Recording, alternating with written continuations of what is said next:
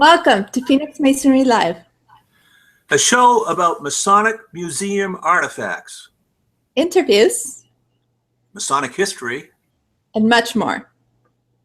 I am Frederick L. Milliken, Executive Director of Phoenix Masonry. And I am Elena Llamas, Director of Public Relations for Phoenix Masonry. And we are here to celebrate our Freemasonry! Celebrando nuestra francmasonería. And this is what we do on Phoenix Masonry Live. We celebrate Freemasonry. And today, we're going to be celebrating with PD Newman and discuss his new book. Welcome, PD. Yeah, thank you. I'm glad to be on the show. Today, we are having PD over the phone instead of on video camera for several reasons. One of them, including that he is currently at a Day of the Dead celebration. In what city, PD? Memphis, Tennessee. Memphis, Tennessee. We're going to show you a photograph that he sent us of the parade shortly. But first, who is PD? PD Newman is a Scottish Rite Freemason and a Masonic Rosicrucian. The focus of his research is on the presence of entheogenic symbolism within Masonic ritual. He has had papers published by a variety of Masonic periodicals and popular websites, including MS Lodge of Research, Guthrie's Scottish Rite Journal, the Scottish Rite Journal, Knight Templar Magazine, Ad Lucem Journal, the Square Magazine, the Invisible College, Dragobus, Disinformation, Reality Sandwich, Living Stones Magazine, and the Working Tools Magazine. His book, Alchemically Stone, The Sprig of Acacia and the Psychedelic Secret of Freemasonry, explores the ceremonial use of the powerful DMT God, this is gonna kill me. Entheogen dimethyl. You say it, PD. Help me out. Entheogenic. There we go. Within yeah, but what is it? How do you say DMT? Dimethyltryptamine. Yes, thank you. I may ask you to do that a couple more times. Within Masonic ritual. What's that? That's perfectly fine. Well, welcome, PD. Well, thank you so much. I'm excited about the interview. I like you guys' show, and I'm already a fan, so this is fun. Excellent. Well, we're happy to have you here. And why PD? What do you want us to call you? I understand your first name is Philip. My name is Philip Daniel, named after two of my great-great-grandparents. But for the convenience of the show, because it's an author interview, perhaps just call me PD, because that's the name I write under. Okay, well, PD is here for us. So tell us about your Masonic trajectory, PD. Where are you a member of Freemasonry? Where did you first join and when? Well, I became a Master Mason through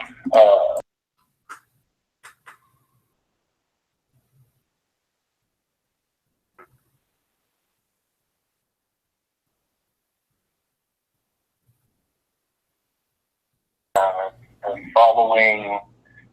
I became a Master Mason in November, and then the following spring of the next year, went through the York Rite, became a Knight Templar, and then the following autumn, I went through Scottish Rite, and it wasn't much longer after that I got involved with Masonic Rosicrucianism,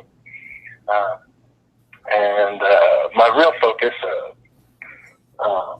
since going through all that, is really the Scottish Rite these days. I'm really in love with the ritual and the degrees, the philosophies contained therein. Yeah, really, that's the gist of it. Excellent. Well, I'm going to show.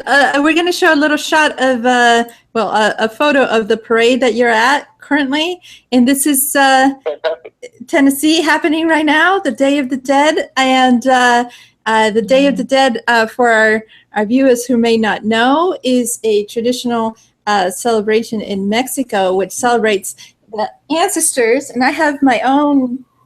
I have several actually, but this one is exactly like the one shown in your photo.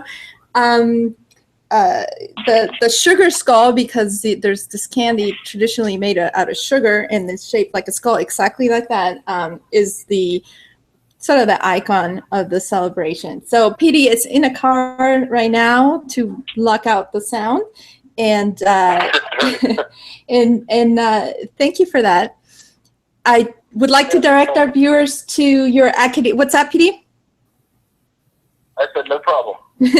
You have an academia edu site that we will be linking below this show, where you have a lot of papers. And I've noticed, having read your book, that some of the material overlaps with that. So that would be a good introductory site to send people who want to learn more about your work.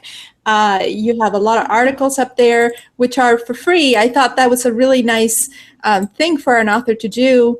PD, do you want to tell us a little bit about what you have up there? Sure. My research, well, in the book, it's primarily focused on entheogenic symbolism. My interests kind of span broader than that.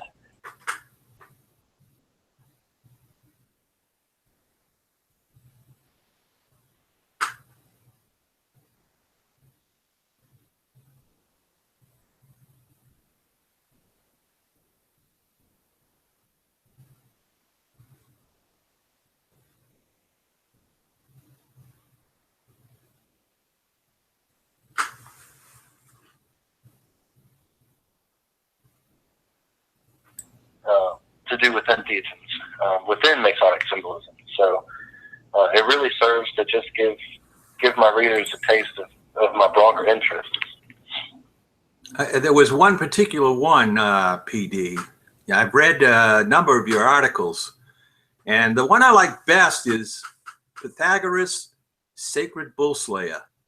I mean, you quote John Nagy, who we've had on the show. And you also comment on the Egyptian heritage of the Pythagorean theorem. We have also had on our show Phylaxis author Tahuti Evans, who talked about how much the Greeks got from the Egyptians. Can you say a few words about this paper that I love so much? Sure. Well, the Pythagoras paper, it arose whenever I went through the degrees and was exposed to the Pythagoras mentioned in the Masonic degree. I had been reading a book called The Golden Bough by Sir J.P. Fraser, and it's really a classic on the anthropological studies of magic and religion and different ceremonial practices across the world. And in there's constant mention of what's called a sacred bull, of these, which is very rarely is an actual bull. In most cases, it manifests as a single grain of wheat. Sometimes they'll make bulls out of flour and bake them. Sometimes they'll, well, in the case of the Iliad, where they use an actual bull, they sprinkle them with meal and cover them with flowers before they sacrifice them. But the basic idea of a sacred bull is the sacrifice of the first fruits of a harvest for the purpose of having a better harvest the next year, the following year. And so how this ties into the Pythagoras aspect is because, of course, we talked about how Pythagoras, upon discovering the Pythagorean theorem, the 47th problem of Euclid, that he sacrificed a hecatomb, 100 bulls. And anyone who studied Pythagoras, this immediately jumps out as extremely curious, because not only was he a devout vegetarian, but his teachings involved a complete eschewing of animal sacrifice of any kind. So this got me thinking, as with anything in Freemasonry, there's usually 2, maybe 3 different possible meanings hidden behind the superficial symbol. So it got me thinking, could this have been an instance of a sacred bull sacrifice? And what really tied it together, made it seem like this was all the more plausible, is the fact that evidence from various scholars suggests that the Pythagorean theorem actually predates the Greeks and goes all the way back to the Egyptians, where they would use what in one paper they call the Egyptian string trick. But it's a way of placing sticks in the ground and wrapping the string around them to get a perfect right angle. And the reason this was important in the Egyptian days is because their farmland took place on the banks of the Nile. And, of course, the Nile flooded annually. And while this, on the one hand, provided the much-needed water for those crops to grow, once the flood happened, it also erased all of the farmers' boundary lines. So there was naturally dispute arose because of this, because one farmer said, well, hey, my line was here at one point, or it was here. It was through this discovery of perfect right angles that, according to various scholars, is how they recovered and maintained boundary lines on the Nile. So, and of course, that has to do with farming and harvest and what you might call agrarian ceremony. So that's really the basic premise of the Pythagoras paper. Well, I have one comment about Pythagoras before we get into your book. You are also a musician, and we will be linking below a song of yours in which Pythagoras features prominently. Do you want to give us a word about your music? Yeah, sure. I'm a self-taught musician, and it's always been my passion, my love, growing up as a kid. And I played in various jazz bands, rock bands, and it wasn't until I met my current music partner, a man by the name of Eric Smith, that we got into sampling, which is sampling has a prominent place in hip-hop. But what attracted us to it was he and I had played virtually every style of music. We play every instrument, and we kind of just wanted to do something different but still make music. And sampling gave us the opportunity to make music with other music, which for some reason was just strangely appealing to us. So we started a recording project, and before we knew it, we had different MCs out of the Memphis area that were contacting us, asking us to make beats for them, or they would hire us to play instrumentation on something that they were trying to already do, because like I said, we play every instrument, we do all the instrumentation. So it kind of just grew into its own thing, and for a while it was kind of a side job, but these days we do it more as a charity to younger hip hop artists that don't necessarily have the means to pay for beats or to pay for instrumentation. So we like to reach out to the younger kids, 18, early 20s, and we kind of just offer to make them a track and put it on one of our EPs or LPs just to give them a little bit of recognition. Nice. Well, yeah, I like sampling, which is basically taking a sample, right, of somebody else's music. That's what you mean by making music with other music.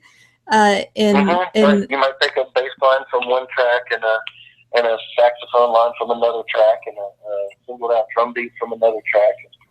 And before you know it, you've got a piece of music that couldn't have possibly been made in real life, because it's using perhaps a piano piece from Franz Liszt or a bass line from Bootsy Collins from the 70s. So it transcends time and space in a very cool way. Well, I do recommend that our viewers listen to your track, which we will link as soon as we get offline, so they can see what we're talking about, and do listen to the Pythagoras part of it. It's and the MC on that track is a brother Mason. He's a Canadian Mason named Mocha Only, who is rather famous. He founded the Swollen Members Collective, which is a very famous hip hop group back in the 90s. So keep that in mind. The lyrics are tailor-made for Mason's ears. Awesome. So made by Masons, 100%, would you say? That's right. That's right. Well, to get into your book, the book physically is really beautiful. Fred, can you hold it up for us, please? It has a great book cover. The back is awesome. I love the design that you have on it with the light and the columns and the universe behind it. Do you want to tell us a little bit about the design? Sure. It was designed and executed by a very talented graphic designer who's also a brother Mason, named Matt Anthony. He used to be out of Oklahoma, but has fairly recently relocated to Washington, where he currently has a graphic design business up there. But he was gracious enough to offer to do it for me for free, just as a brotherly favor. And he, in the beginning, we had some ideas. He said, "What would you like to see on it?" And I said, "Well, I really don't know. I like tracing boards." And he said, "Well, let me see what I can come up with first." And I could not have been more pleased with the result. He just did a fantastic job. Yes, he did. And in the back, there's a quote from Aruro Le Hoyos, which is a very well-known Masonic author and Mason. Do you want to tell us about his contribution? Sure. Art is a very good friend of mine. I always say he's probably the smartest guy I know.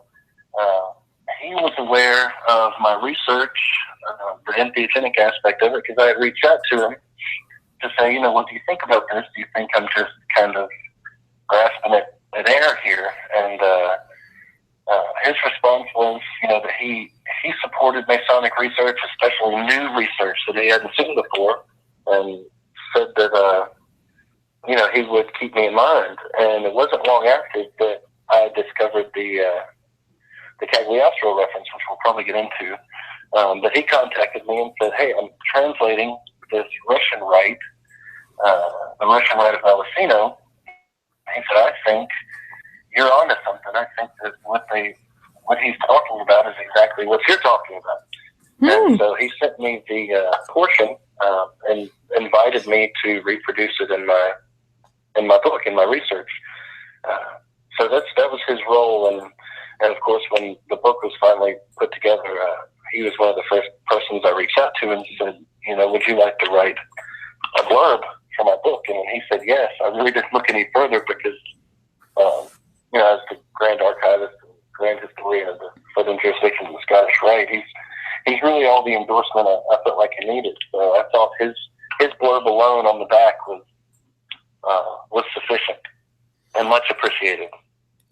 You have two other Masons that we want to mention who wrote the foreword for your book. We have Dr. David Harrison, who's been a guest with us here, and it has an introduction by Clark Heinrich.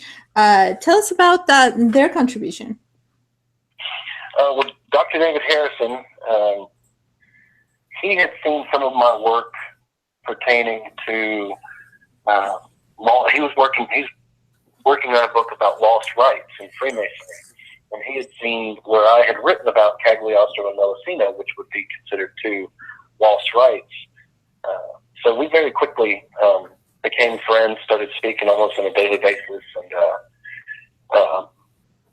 after reading his contribution to Masonic literature, a book called The Genesis of Freemasonry, I realized that he was the guy I needed for a good forward, because he really understood where I was coming from and really understood the concept of the fact that big changes can happen in Masonry and go completely unperceived for long amounts of time. So that was how we got together. And the other fellow, Clark Heinrich, he wrote a book called Strange Fruit, and it's been recently reissued as Magic Mushrooms and Religion and Alchemy. but he did just an amazing job of demonstrating how various symbols in certain alchemical manuscripts were very likely pointing to a variety of psychedelic mushroom called Amanita muscaria. It's also known as a fly agaric mushroom. But it was reading that book that, and seeing some of the symbolism that he pointed out as being possibly related to this mushroom. Those same symbols appear in various degrees of the Scottish Rite. And so it was reading that book that really gave me the nerve to write my book. Because at first I just said, you know, how do I come out and say something as strange and just different as what this book is, and really feel like I'm going to be taken seriously? And it was his book that gave me the nerve to say, you know what, this is worth saying. I'm going to go ahead and move forward. So, and my wife and I, with our son, we traveled up through California where he lives, and he took us in, took great care of us. He's just a great guy all around. So I gather he's not a Mason? I'm also happy for him to contribute. Sorry, I gather he's not a Freemason? He is not a Freemason, but he is, ever since his early 20s, he's been involved with different Eastern practices. He spent time in ashrams, and doing a lot of yoga. He's also done some teaching on Kabbalah, but he was one of the persons involved with, I don't know if you know who I'm talking about here, but a man named Ram Dass, who is quite well known. He wrote a book called Be Here Now. Well, he was one of the professors at Harvard along with Timothy Leary, and when he left Harvard, he went to India in search of holy men that he wanted to give LSD to say, hey, what do you think this experience is? You know, you holy men that spend these hours of meditation, is the experience from this drug even remotely similar to what you call enlightenment or whatnot. So when he got there, he met a man that called himself Bhagavan Das, and Bhagavan Das' real name is Michael Kermit Riggs, I think is the full name. But that's the fellow in Clark's book that was they were experimenting with this Amanita muscaria mushroom to find out how to make it orally active without making you completely sick. And the reason I bring this up is because Bhagavan Das is widely considered perhaps the father of the entire hippie generation. The Absolutely. entire fascination of the hippie movement with Eastern religions and metaphysics in general. So Clark was right there at the beginning with the first guys that were, you know, Americans that were experimenting with psychedelics and Eastern philosophy. Well, for our viewers, if it's not obvious by now, which of course it is, this is obviously a very, very intense and controversial topic, and we will get all into it shortly. But before we do, I have one last question, a general question about your book. Tell us about your GoFundMe campaign. How did you fund the creation of this book? Well, it was funded by largely by potential readers. When I was writing the book, I had already spent several $1,000s just on books to research this, because it's not anything. The information you'll find in my book isn't anything you'd find in any one book. It's from all over the place, and it took me reading 100 books on psychedelic research, 100 books on Freemasonry, 100 books on Eastern philosophy. I mean, it's just my wife was kind enough and patient enough with me during this period to put up with me reading all the time. But that's really what I did for about 6 or 7 years. I just read and read and read, trying to find a way to really wrap my head around what I thought I was seeing in these symbols. So when it came time that I said, okay, I'm going to write a book, I really needed more time to not work, to just sit at home and write. And research as I needed to. So I set up the GoFundMe account mainly for that purpose. And I mean, within 8 months, I think I got nearly the full amount, which let me know I had the support I needed. And yeah, that's basically the purpose of it. Excellent. Well, let's get into it. The first thing well, not the very first thing in the book, but you do dedicate this to the persecuted. Why to the persecuted? Well, because it's a book about Freemasonry, and it's a book about psychedelics and entheogens. And as you probably know, most entheogens are narcotics, and they're scheduled narcotics in America. And there are lots of people who are spending time researching this as a valid means of attainment of experience of the numinous that are putting their lives at stake, putting their freedom at stake just to do this. And, you know, there are people in prison for years up to life just for possession of some of these things that, as several studies have shown, are at the bottom of the most dangerous drugs. So if you look at the list of, and it was recently published, I can't remember the source at the moment, but I'll send it to you if I can find it. But at the bottom of the list for 3 years in a row was psychedelic mushrooms as the least toxic drug to use. So it's just mind-boggling that people are being persecuted for experimenting with things you find in nature. You know, this stuff is natural substances that for thousands upon thousands of years, mankind used as a tool for self-exploration, for exploration of the divine as a numinous. And it wasn't until, you know, recent society that laws come into play that say, well, you can't do this. You just can't do that. And so that's one aspect of it. But the other being Freemasons, as Robert L.D. Cooper talks about in his one of his papers about Masonophobia, you know, Masons get, while they might not be persecuted by jail time, they get so much persecution as far as just wild judgments and claims by people that really have no idea what we as Freemasons do. And you know, there's an estimated, for example, during the Holocaust, it's an estimated between 18 and 22,000 Freemasons lost their lives, along with Jews, for being Freemasons. So I really just, you know, my heart goes out to anybody who's on the butt end of that kind of treatment, and that's really who I wanted to dedicate the book to, because, like I said, it's in both cases it just seems tragic. So. Yes, you know, what you say brings me to a question I'd like to ask you. You contrast recreational drug use with entheogenic use. Explain to our audience the difference. Well, you know, recreational drug use are drugs that, in most cases, are highly addictive.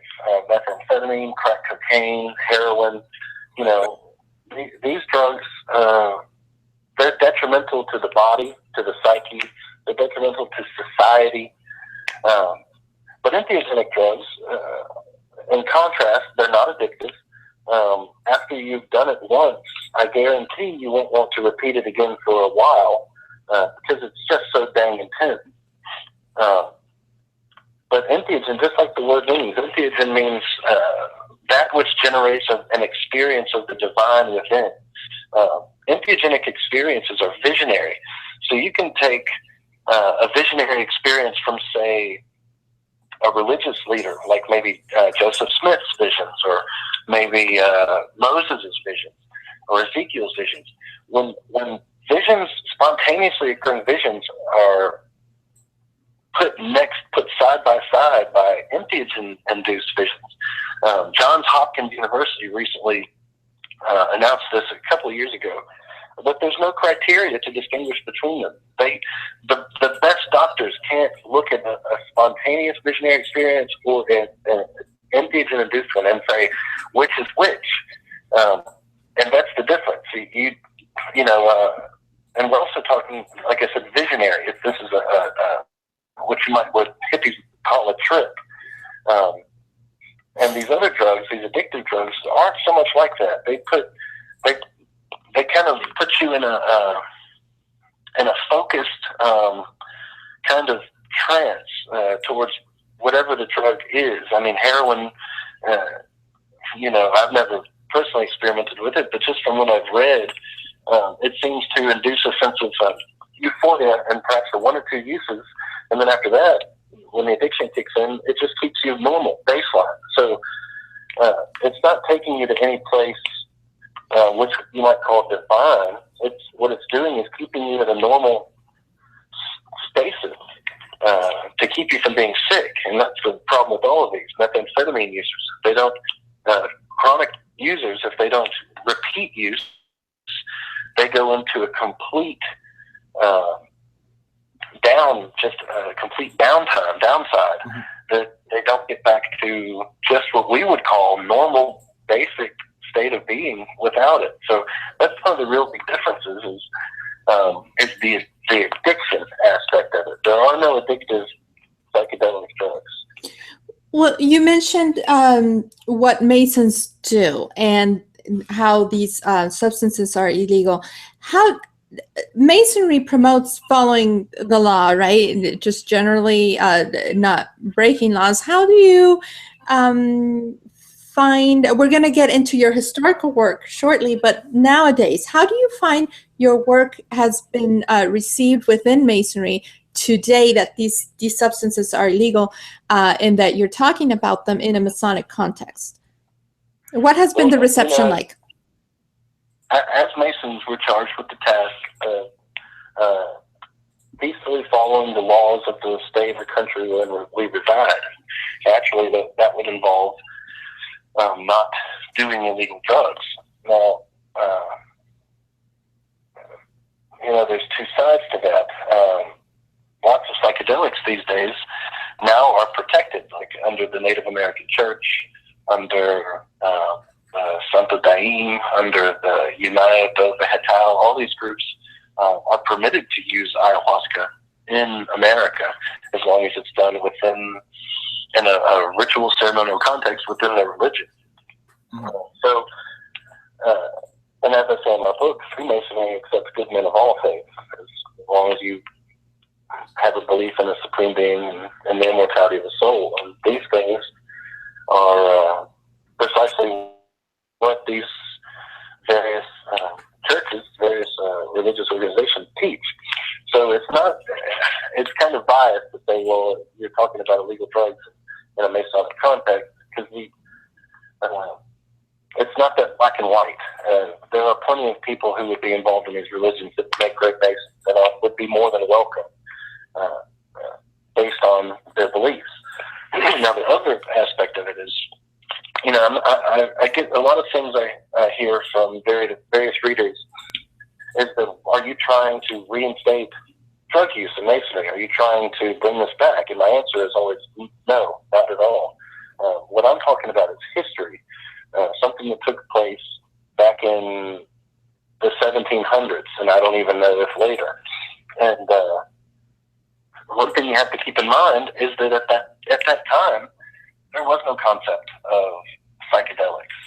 In the 1700s, the word psychedelic, entheogen, these weren't even words. And neither was there really a good understanding of the detrimental effects of most drugs.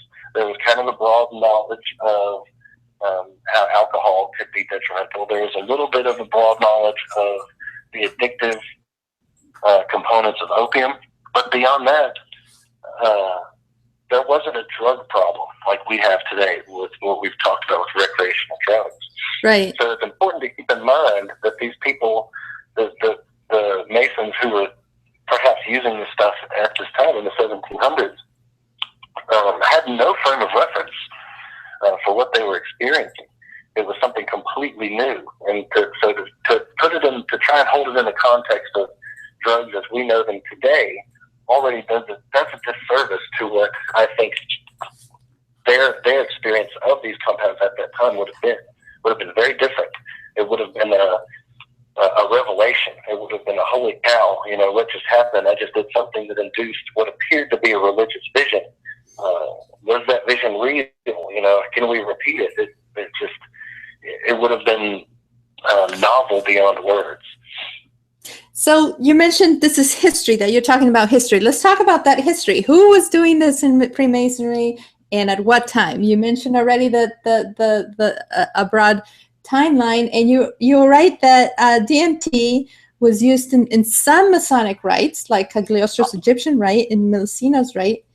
Yes, PD? Mm-hmm. Oh, I thought I interrupted you. Well, before I get into that, the whole thesis of my book has to do with the presence of acacia in Masonic symbolism to begin with, because in the oldest rituals, there was no mention of acacia. It was a sprig of cassia. And cassia is a variety of cinnamon that's found in China. So, number one, what is the Chinese herb doing in Masonic rituals? That's already problematic. And number two, where did we get acacia? So, in reading the earliest rituals, every ritual I read up until the 1730s to 1745 all mentioned the sprig of cassia. And Albert Mackey, in his Symbolism of Freemasonry, he said that the use of the word cassia was actually a corruption of acacia, and that the initial letter of acacia was lopped off by illiterate people who would just say acacia. And the problem with this is that even William Preston, who's largely responsible for the degrees as we know them, even he lists cassia. And you'd be hard-pressed, as I say this a number of times, you'd be hard-pressed to demonstrate how William Preston is illiterate or unintelligent, because the man is beyond brilliant. A cursory glimpse at his rituals and his writings is enough to show you that this was a man of deep caliber. The problem initially was, how did we get from cassia to acacia? And as a Mason coming from a background in psychedelic research, I naturally, latched on to the acacia mentioned, because acacia is one of the most rich sources of dimethyltryptamine, of DMT. So I began digging deeper and deeper and reading, any ritual I could get my hands on. And it wasn't until I got my hands on Philippa Falk's and Robert Cooper's book, The Masonic Magician, which is about Cagliostro, the life and death of his Egyptian rite of Freemasonry. Yeah, great book. And it's a fantastic book, yeah. And in the back of the book, she reproduces the ritual in full. And it was while I was sitting there reading that ritual, I came across where he says that the acacia mentioned in the Master Mason degree is the prima materia, or the first matter of the alchemists. And as a side detour here, the alchemists were a group of mystic philosophers that were in search of something called the philosopher's stone that would induce all sorts of things attributed to it: visions of God, immortality, etc. But the way that where they got this stone, they say it was produced from this secret matter that they never named, called the prima materia. So here we have Cagliostro, a Mason and a practicing alchemist, saying the acacia in Freemasonry is nothing other than that first matter, and from it we produce the philosopher's stone. And then he has the candidate actually drink a concoction of acacia, and he says that this I'm giving you this in order to raise your spirit so that you may understand. And wow, for the first time, the acacia was something more than just a symbol. It wasn't just a symbol of something that existed, on an allegorical gravesite. It was used in a context that it's clearly not symbolic. You don't drink symbols. He was drinking acacia. So right. That was my first real inclination that A, there might be something more to the acacia symbol in Freemasonry, and B, perhaps it might explain the switch. Now that still leaves the question open: who was responsible? And it would have had to have been somebody both knowledgeable in alchemy and powerful in Freemasonry. So who was responsible? I still haven't answered that definitively, but I do have a suspicion. Well, who was responsible for the inclusion of the acacia as opposed to acacia into Masonic ritual? You mean, right? Right. We don't know who was responsible, but I do have a hunch of who is your prime suspect. I have to say, the moment I read who your prime suspect is, because I already know, that was my aha moment in your research, because I was like, I'm sure many of our viewers thinking, how does this go into with Freemasonry? They see, the whole psychedelic scene that we were talking about at the beginning. It just seemed so foreign to it, and I thought, well, I'm going to be open-minded. I'm going to read, and I had been familiarizing myself with your research and theories over time. But when I read your book and I read about your prime suspect for including the acacia, which is full of DMT and so many of its varieties into Masonic ritual, that is when I said, oh, wait a minute, they're talking about they, as in the rite of Cagliostro that you were mentioning, the Egyptian rite of Cagliostro's, Egyptian rite of actually literally drinking, right? This acacia substance, which is also referred to elsewhere as the alchemical, what did you call it? Philosopher's Stone, the lapis philosophorum. Oh, itself. Imagine that. It being, the crux basically of alchemy. So it all. I'm just sort of recapitulating for everybody, or rephrasing, because it is a really, really an astounding theory.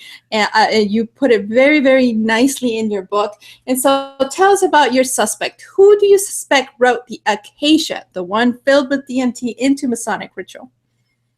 Well, like I said, it would have had to have been someone powerful in Masonry and knowledgeable in alchemy. And the best suspect is a man named Persecuted, who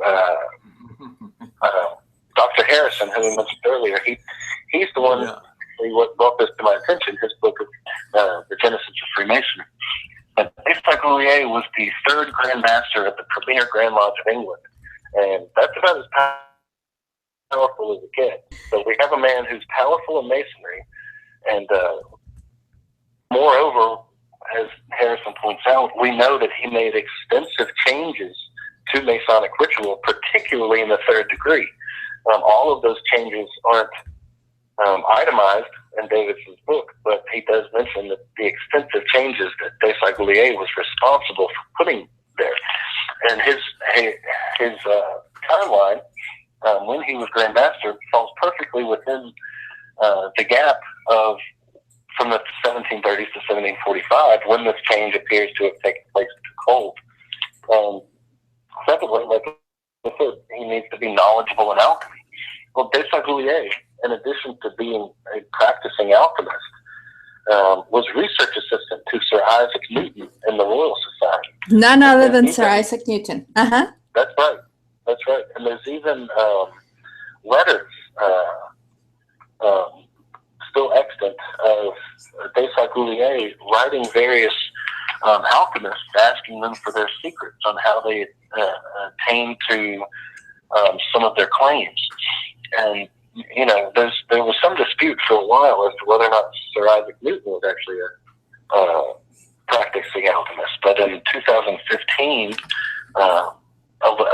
in his own papers and written in his own hand was instructions for producing the Philosopher's Stone. So we know that he was more than just a passing interest in it. And his research assistant, Persecuted, we know he was a practicing alchemist. So I suspect that. Yes, I can't go any further. Okay, I'm sorry for interrupting.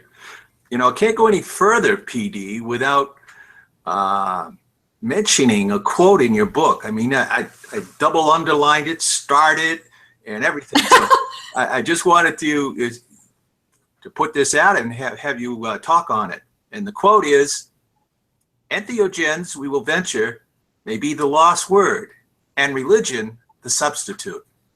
Wow. Wow. Wow.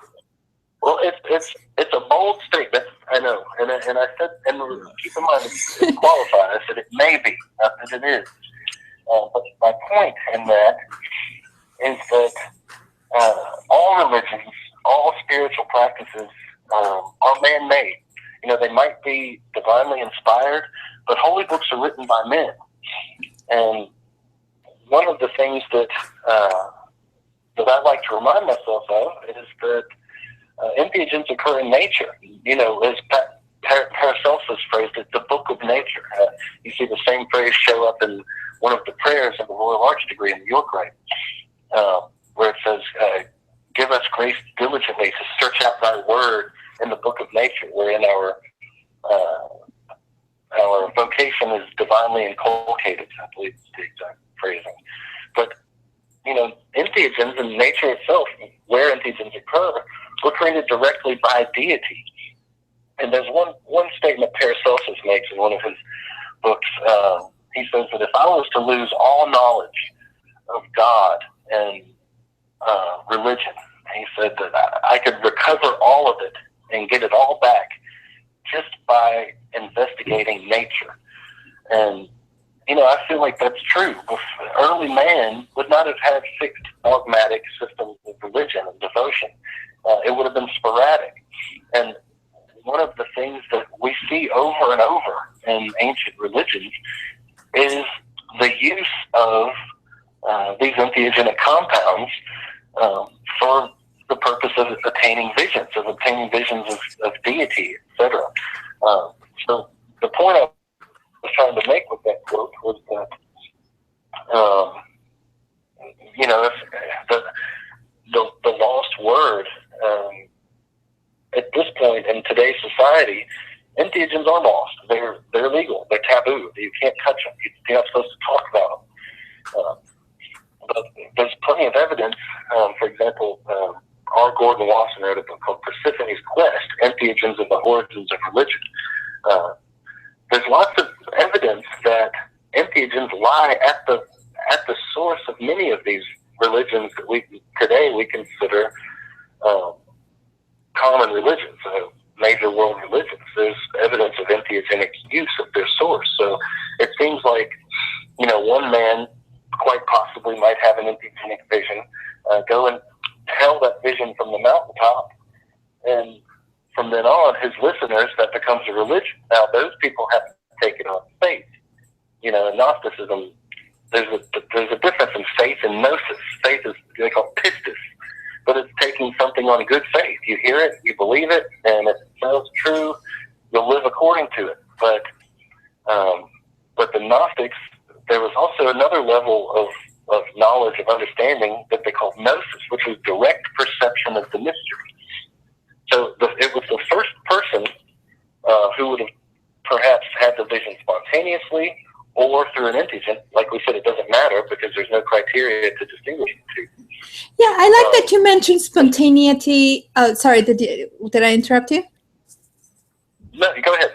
Yes, spontaneity, because DMT, the substance that affects you in the acacia plant, is present in the human body, right? Can you talk about spontaneous visions, not induced by any substance? Sure. We do know that DMT occurs in the body. There's a doctor named Dr. Rick Strassman who administered some, I believe, 400 doses of dimethyltryptamine to various volunteers down in Mexico back in 1991. And he postulated that the DMT was secreted from the pineal gland, which is a singleton organ in the brain, in the center of the brain, about the size of a grain of rice, that actually has a lens on it that perceives light through the forehead, and when it perceives light, it produces serotonin. When it doesn't perceive light, it starts to produce melatonin, and this is how we regulate wake and sleep cycles. Now, he postulated that it came from the pineal. He was never able to prove that when the book was written, because he also found it in the lungs. But he said his basic idea was that it was the endogenous substance, endogenous meaning occurring within the body, that produced spontaneous mystical experiences. But the problem is, no one knows how to induce it willfully. It apparently just happens spontaneously or in moments of trauma, near-death experiences, childbirth, the experiences of that kind of girth, when he said that he had pretty good evidence of it being secreted. So I think it was in 2001, so about 10 years after he wrote his book, he has a research company called Cottonwood Research Foundation Incorporated.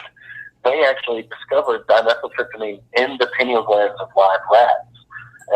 So it's not just in humans, it's also in rats, it's in various reptiles. There's some butterflies that have it. It's in a whole host of plant sources. But so it's starting to look like his hypothesis that it comes from the pineal gland may have been pretty close to the mark. And of course, there's lots of these days. There's a big want to reduce the pineal gland to what's been largely called the third eye. And like I said, it does have a lens. It is an eye.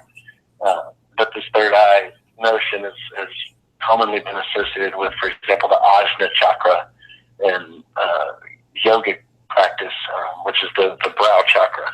And it's this chakra that is supposedly that opens one's internal vision to the mystical plane, etc.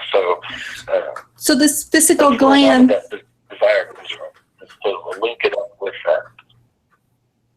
yeah, so this physical gland could be responsible for all the mystical visions that we've had throughout history. Fred, did you want to add something? Going off on a different vein. Well, go for it. I can't help PD but mention this. I mean, you mentioned in your book a number of times the Phoenix bird. Of course, this is near and dear to Phoenix Masonry. Can you tell us how you brought this mythical bird into your research? Sure, that goes right back to Clark Heinrich. Right.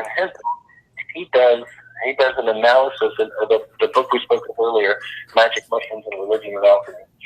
He does an analysis of the Phoenix bird myth that is so similar to the life cycle of a phylogeric mushroom, but it just had to be mentioned, particularly because the phoenix shows up in Masonic symbolism and Scottish Rite in particular. But the Amanita muscaria mushroom begins its life cycle as an egg-shaped, completely white egg-shaped mass that exists in pine needles. And when it produces itself, protrudes from these pine needles, the pine needles naturally kind of form a nest, the appearance of a nest around it. And I say pine needles because Amanita muscaria is what's called a mycorrhizal mushroom, meaning that it can only exist within and upon the root systems of certain trees, the most common being pine. So it begins its life cycle as this egg-shaped mass that he believes is what's also referred to as the egg of the philosophers in various alchemical texts. And it protrudes from these pine needles, and when it protrudes, it produces the appearance of a nest around it. And from this egg-shaped mass comes the bright red Peleus. The Peleus is the cap. So it blooms from this egg-shaped mass, and when the Peleus opens and flattens itself out, it looks very much like a bird in flight. The lamellae beneath the Peleus, which are what you might call the gills of the mushroom, look like feathers.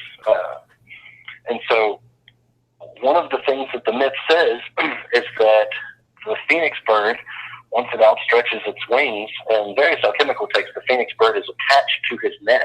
He can't fly. He's a fixed bird. So he's stuck to his nest and not able to leave. And once the wing spreads, so to speak, the spores fall. The spreading of the gill, the lamellae, is what allows the spores to fall. And those spores themselves are a whitish gray color. And when they fall, they cover the parent nest with what looks like ash. You So the idea that this bird is stuck to its nest, burns itself up, and then becomes a tiny worm. In a lot of the myths, the phoenix bird becomes a worm. And that's precisely what you find in a decaying amanita muscarded mushroom. Various insects lay their larvae in mushrooms, and whenever you pick a decaying one, 9 times out of 10, you're going to find worms inside of it. So, as the legend says, in the particular one he quotes, once the bird burns up and leaves its ashes behind, all you find is a single worm, a tiny worm within the nest. So that's where the Phoenix discussion came about. It's due completely to the careful eye of Clark Heinrich, who first stumbled upon that similarity. Well, PD, Fred, I hate to say this, but our time has run out. But before our time runs out, I've got one thing, very important thing to say, and that is, this subject may not be every Mason's cup of tea, but I got to tell you, PD, I read all your footnotes, hundreds of them. I read your vast bibliography. I read your long suggested reading. I read your testimonials. To me, this has got to be the most well-researched Masonic book that I have ever read. And for those people that might poo-poo this subject, they need to read this book, because you make the case, man. You make the case, and I congratulate you. That is so flattering. Sorry, thank you so much. I had to say that. Yes, and I have to say, like I was saying, when I first started familiarizing myself with what you were writing, I was like, how does this, and if I do recommend that readers follow your reasoning. It makes so much sense. You're a very good writer. You don't speculate. You stick to the facts. You pinpoint your sources. Your book is heavily cited. And like Fred was saying, it has parts. It has testimonials at the end, mostly by Freemasons and who have had these experiences. It also has some papers of yours, and we just highly recommend this book. And we could, but we've only really scratched the surface here, folks. There's much more to this book, but we just don't have all the time to discuss it. So please read it. Please read it. Well, thank you so much. You two did me great honor. Thank you. Well, stay with us, PD. We're going to show you a Masonic artifact of the month, as is our custom here, and then we'll be back to say goodbye. Stick around. Welcome to the 9th installment of Phoenixmasonry Live's Masonic Artifact Series. I am Frederick L. Milliken, Executive Director of Phoenix Masonry.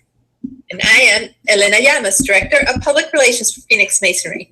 And today, we're going to show you this commemorative plate for the White Shrine of Jerusalem. It says, Compliments of Damascus, Shrine Number 1, Pittsburgh, Pennsylvania, June 7, 8, 9, 1911.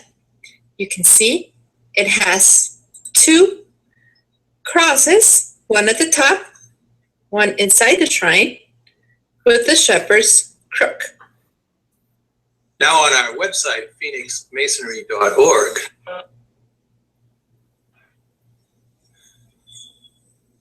we have a White Shrine of Jerusalem jewel. You will notice that on this jewel, in the center, as you're looking at it, scrolling down, we have the cross with the shepherd's crook. This, the White Shrine calls the Passion Cross. The Order of the White Shrine of Jerusalem was founded by Charles D. McGee at Chicago, Illinois in 1894. The order comprises both men and women who must be members in good standing of the Order of the Eastern Star. The White Shrine is not recognized, however, as a branch of the Order of the Eastern Star. The Latin motto of the White Shrine of Jerusalem is In Hoc Signo Spes Mea, which shares similarities with both the 32nd degree of the Scottish Rite of Freemasonry's Latin motto and the motto of the Masonic Knights Templars. The first part of the White Shrine Latin motto, In Hoc Signo, is the same as the first part of the Latin motto for the Masonic Knights Templar.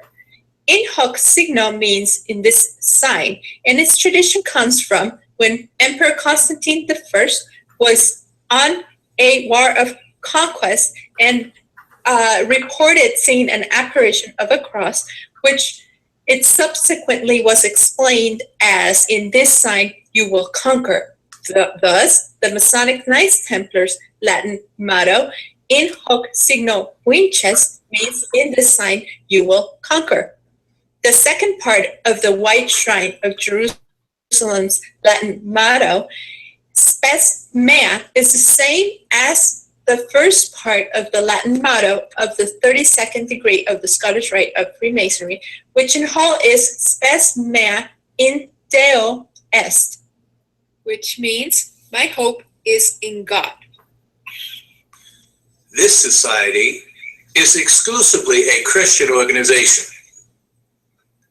Now we have on our website numerous Masonic plates, Masonic cups, Masonic tea sets, Masonic spoons. So if you would like to see more, please visit Phoenixmasonry.org and view this beautiful Masonic china.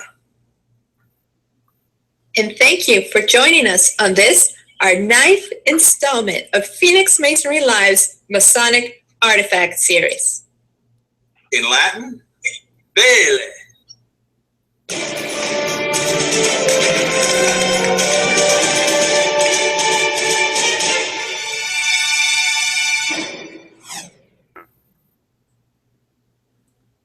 Well, PD, thank you again for coming. It has been a great pleasure. We had long notes to cover, and we only scratched the surface, as Fred was saying, but you gave us so much information, so much food for thought. I'm sure our audience had a very educational time with you. And again, we recommend that you read the book. Fred, do you want to give any last remarks? Yeah, PT, this is going to be the preeminent work on this subject.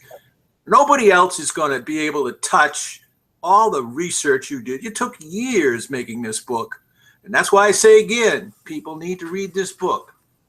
And not only years making the book, which, I mean, working on the book itself, which is amazing, but before you wrote this book or embarked in this, you had for over a decade, close to 15 years, as you say in your book, had been researching the substances and the various plants and fungus involved. So you are very knowledgeable about this, and I agree, you're the eminent expert in it, and this work is going to be very influential. It's going to be a classic. That's what it's going to be. Well, thank you so much. That means a lot to me. Well, thank you again for coming, and that's all we have for you this time. This is Frederick L. Milliken. And Elena Llamas. Parting on the Square. Pots.